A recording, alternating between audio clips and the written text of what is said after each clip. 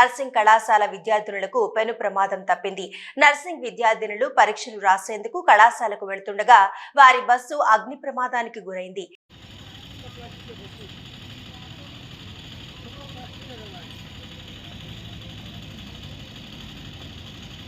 ఈ ఘటన బాపట్ల జిల్లా చెరుకుపల్లి మండలం గూడవల్లి వద్ద జాతీయ రహదారిపై జరిగింది.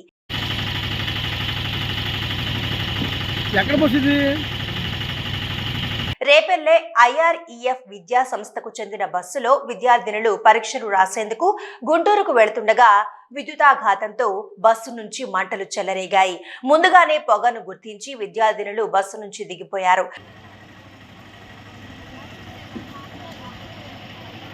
దీంతో పెను ప్రమాదం తప్పింది. విద్యార్థినులు దిగిపోయిన కొద్దిసేపటికే బస్సు పూర్తిగా కాలిపోయింది.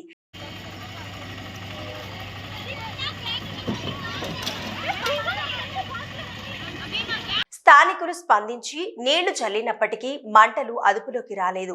రేపెల్లె అగ్నిమాపక సిబ్బంది ఘటనా స్థలానికి చేరుకుని మంటలను ఆర్పివేశారు.